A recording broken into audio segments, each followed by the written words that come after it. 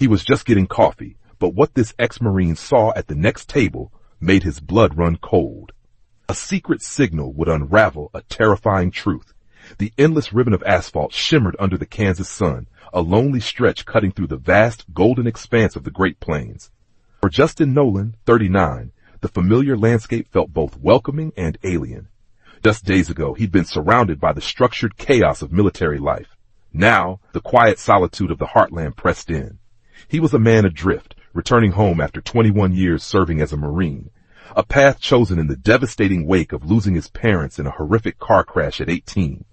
Orphaned and utterly alone, the Corps had been his refuge, forging him into someone new, someone disciplined, someone capable.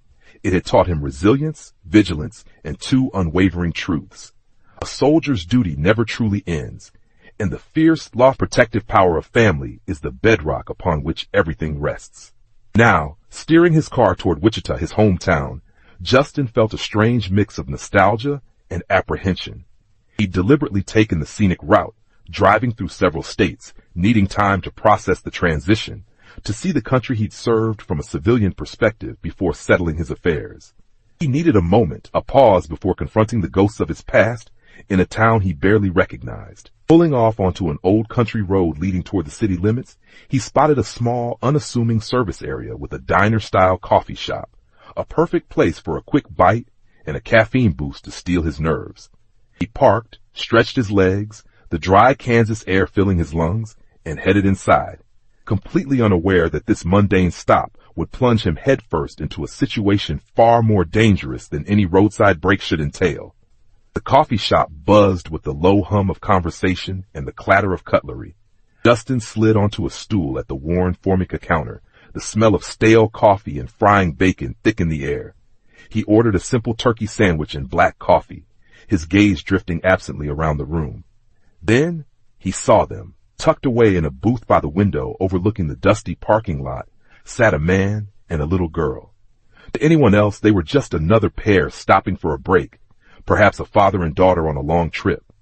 But to Justin, honed by years of threat assessment and reading micro-expressions, something screamed wrong. His casual observation sharpened instantly, every Marine instinct roaring to life, putting him on high alert.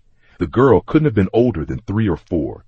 She wore a surprisingly bright, almost luminous light blue dress that stood in stark contrast to her beautiful dark skin and wide, dark, soulful eyes. She sat unnaturally still, her tiny hands clasped tightly in her lap, her gaze fixed resolutely on the tabletop in front of her. It wasn't the posture of a bored or tired child. It was the rigid stillness of someone under immense duress, someone fighting a desperate internal battle, adhering to unspoken, rigid rules. Across from her, the man appeared engrossed in a thick, leather-bound book. He was Caucasian, tall, with a lean, athletic build, evident even beneath his elegant gray suit. Sharp features, a strong jawline, curly blonde hair, and piercing crystal blue eyes completed the picture of a successful, respectable businessman. Yet, it wasn't his appearance that tripped Justin's internal alarms. It was his presence. The way he held the book felt like a shield. The subtle tension in his shoulders, the almost imperceptible tightness around his mouth as he pretended to read, the way his eyes occasionally flicked up, not at the girl, but scanning the room with a predatory quickness, it all painted a picture of deceit. His body language screamed control, possession, and a simmering, concealed threat. Justin felt a cold knot tighten in his stomach. He could read people like an X-ray, peeling back the layers of facade to see the truth beneath. It was a skill that had made him an exceptional leader in the Marines, earning him unwavering trust and respect. Back then, his ability to sniff out danger was invaluable. Here, now, in the quiet predictability of civilian life, it sometimes felt like a curse, feeding a paranoia that kept him perpetually on edge. But this wasn't paranoia. The feeling radiating from that booth was palpable, a dark undercurrent beneath the diner's mundane surface. His gut, an instinct refined in countless high-stakes situations, told him this was real, and he needed to pay attention. The rest of the patrons seemed oblivious.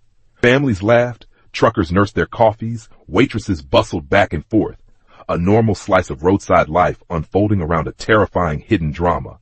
No one else seemed to notice the unnerving stillness of the little girl, or the man's carefully constructed indifference. They didn't see the way the girl's gaze would subtly, furtively dart around the room, a silent, desperate plea for help, before snapping back down, as if afraid of being caught looking.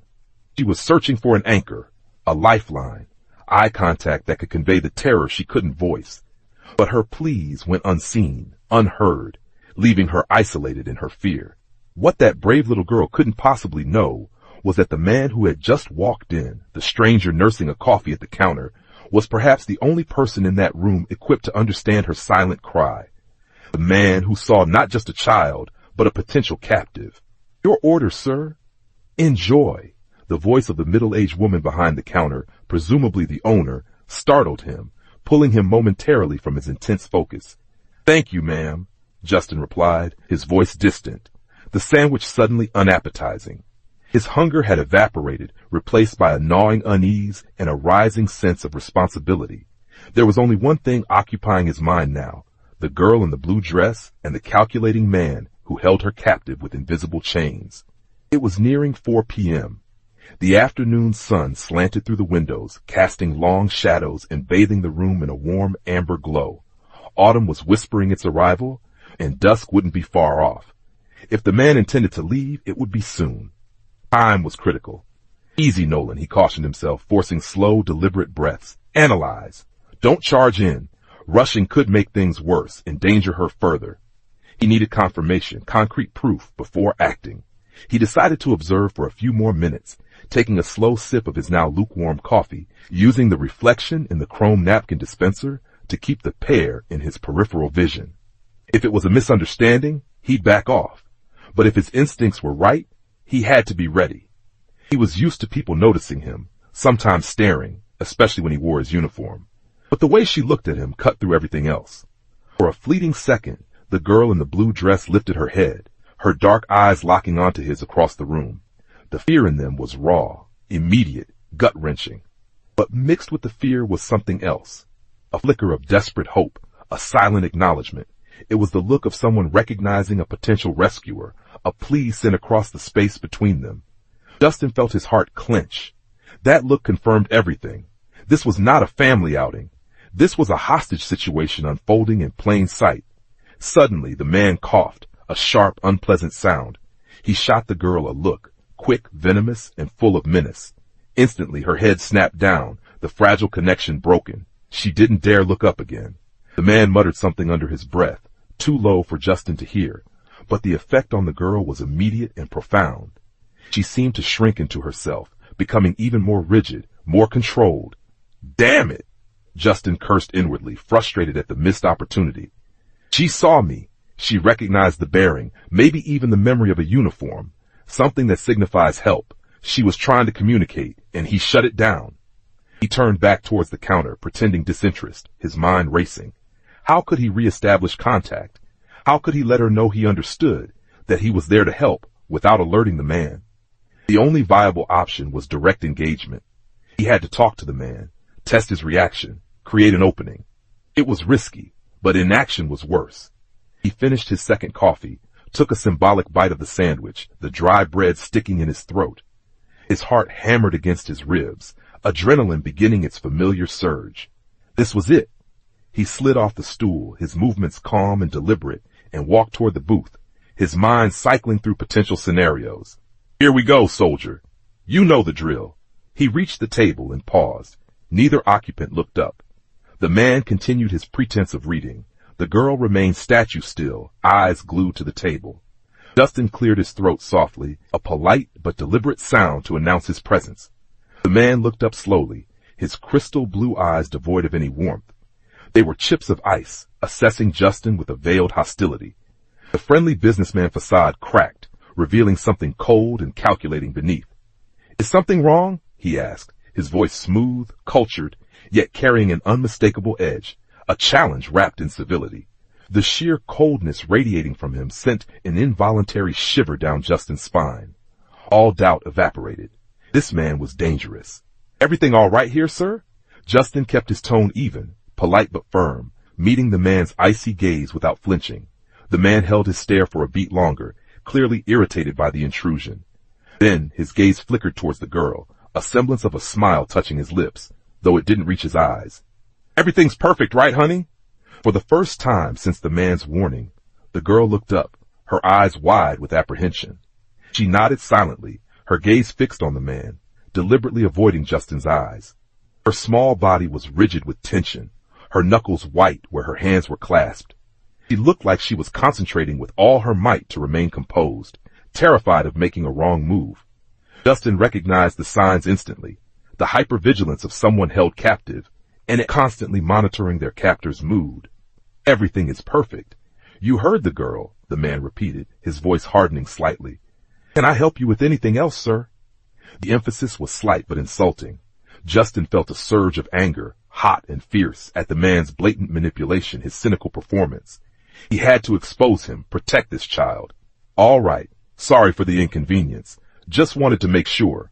You know, things of the profession, Justin replied quietly, letting the implication hang in the air. He began to turn, pretending to retreat, intending to loop back to the counter and figure out his next move. But then, out of the corner of his eye, he saw it. It happened in a fraction of a second, a movement so subtle it was almost invisible. The girl, without lifting her gaze from the table, carefully unclasped one small hand. With lightning speed, her fingers formed a shape, held it for a split second, then vanished back into her lap. It was an SOS signal, a classic, unmistakable distress signal. Justin froze mid-step, his blood running cold, then hot. He'd seen that signal countless times in training and distress scenarios, but never from someone so young, performed with such desperate, covert precision. The man, seemingly engrossed in his book once more, appeared completely oblivious. That tiny, fleeting gesture was the final, irrefutable confirmation. His instincts hadn't just been right. They had critically underestimated the immediate danger. This little girl wasn't just scared. She was actively, bravely signaling for rescue, trusting a stranger based on nothing more than intuition and desperation. Who was this man? Clearly not her father. An acquaintance? Someone who had gained her trust only to betray it? Why had he taken her? Where was he going? And the most chilling question, where were her parents? Why wasn't there an Amber Alert, a news flash? His mind raced, constructing hypotheses. Revenge? Ransom? Something darker? He forced himself to complete the turn and walk back towards the counter, needing to appear casual, unconcerned. The diner suddenly felt too small, too crowded. A chaotic scene wouldn't help Emily. He instinctively felt she needed a name. He needed control, precision, and backup. He had to neutralize the threat without escalating the situation uncontrollably. Reaching the counter, he caught the owner's eye again, subtly signaling her over while pretending to sip his coffee. As she leaned closer, Justin put a finger to his lips, his voice barely a whisper. Listen carefully. That man, he nodded discreetly towards the booth, is not her father. I'm almost certain he's kidnapped her. The little girl just gave me an SOS hand signal. I'm a Marine. I know what I saw. She's terrified. If he leaves, we lose her. I need you to call the police now. Do it from the back office, quietly. Don't let him see or hear you. I'll handle things out here until they arrive. The owner's face paled, her eyes wide with shock and fear, but she nodded, understanding the gravity of the situation immediately. Without a word, she slipped away towards the back. Now Justin had to buy time. He calculated the response time from the nearest town, maybe 15, 20 minutes if they were lucky. He couldn't let the man get the girl to his car. He needed a distraction, something to keep them there just long enough. Okay, Emily, he thought, taking a deep, steadying breath. You trusted me. I won't let you down. He pushed himself off the stool again, his jaw set. He walked back to the table, his stride purposeful this time. He cleared his throat again, louder. Both looked up instantly, the man's face contorted with undisguised fury. The girl looked at Justin with a terrifying mix of hope and dread. You again? What the hell is wrong with you? The man snarled, his voice low and dangerous, already starting to rise from the booth. Justin hadn't anticipated such an aggressive immediate reaction. Time to improvise. Take it easy, buddy, Justin said, holding his hands up slightly in a placating gesture, though his eyes remained hard. Didn't come here to fight, just wanted to give the girl a piece of candy.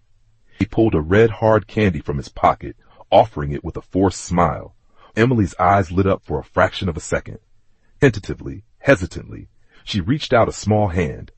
But before her fingers could close around the candy, the man's hand shot out, slapping hers away with vicious force. Candy flew through the air, hitting the tiled floor and shattering into pieces. "She doesn't want any damn candy! Get out of here, you scum!" the man roared, his face a mask of rage, the businessman facade completely obliterated. "Who do you think you are, offering candy to my daughter? Get away from us." He lunged, grabbing Emily roughly by the arm, yanking her towards the exit. This was it. No more planning, no more waiting. Justin's training took over. In a blur of motion he moved, not directly at the man, but using a low, powerful leg sweep to knock him off balance, breaking his grip on the terrified child. "Run!" Justin yelled at Emily, pointing towards the exit. "Go to the parking lot. Wait for me there. Go!" Emily, eyes wide with terror, but understanding dawning, scrambled away as Justin turned to face the enraged kidnapper. The man had recovered quickly, fueled by adrenaline and fury, and charged back towards Justin, murder in his eyes. Justin braced himself. He could see the raw madness flickering behind the man's eyes, but fear wasn't an option. He met the charge, deflecting a wild punch aimed at his head. Using the man's momentum against him, Justin twisted his arm, eliciting a howl of pain. But the man wasn't done. He was strong, desperate. He threw his weight forward, shoving Justin hard, ramming him back against an empty table, the impact rattling Justin's teeth. Shaking off the momentary disorientation, Justin exploded back. He sidestepped another clumsy blow, then, with fluid precision born of years of close-quarters combat training, locked the man in a chokehold, leveraging his body weight to bring him crashing down to the floor.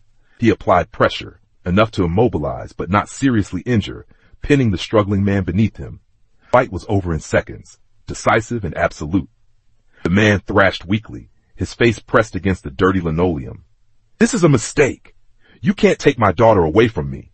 You're not a cop," he screamed, his voice choked with rage and desperation.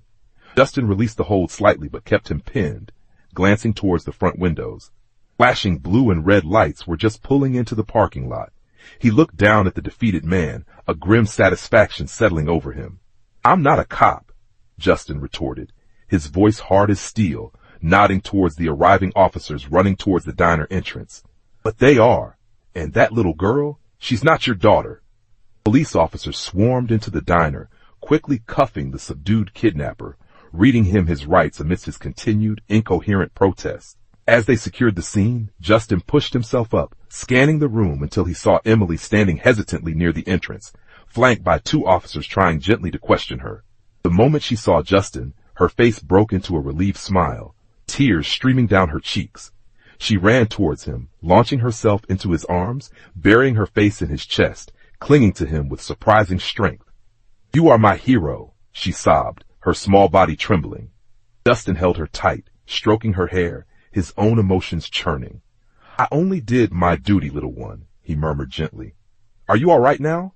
She nodded against his shirt, then pulled back slightly, looking up at him with wide, tear-filled eyes. "My name is Emily. Are you a superhero? Can you fly?" A genuine laugh escaped Justin, the first real one in what felt like ages. He shook his head, managing a smile for her. "My name is Justin, and no, I'm not a superhero, and I definitely can't fly. But I could help you today, and right now, that's enough." Hours later, after giving his statement at the police station, Justin learned the full, ugly story. The kidnapper was indeed Killian Jones, an embittered ex-boyfriend of Emily's mother. Consumed by jealousy and rage after she had moved on, remarried, and built a new life, he had hatched a cruel plan for revenge. He had abducted Emily after school, intending to drive her across the border into Canada that very day, vanishing without a trace. Justin stopped for coffee. His ingrained vigilance, his refusal to ignore the feeling that something was profoundly wrong, had derailed that horrific plan. He had been in the right place at the right time, armed with the right skills and the conviction to act. As Justin finally drove away from the station, heading once more towards Wichita, the setting sun painting the vast Kansas sky in hues of orange and purple, he felt a profound sense of clarity. His return home was proving to be anything but quiet. Perhaps the instincts honed in war zones still had a place, a purpose, even here on the peaceful plains. He had saved an innocent life, stopped a disturbed man, and reaffirmed the core values the military had instilled in him. He wasn't just a retired Marine. He was someone who wouldn't stand by when help was needed. Justin's quick thinking and bravery saved a life that day. Stories like these remind us of the hidden heroes among us, people who step up when faced with danger. If you found this story inspiring, show your support by liking and sharing it with others. Follow for more gripping narratives and incredible tales of courage and quick action. Don't miss out on future stories.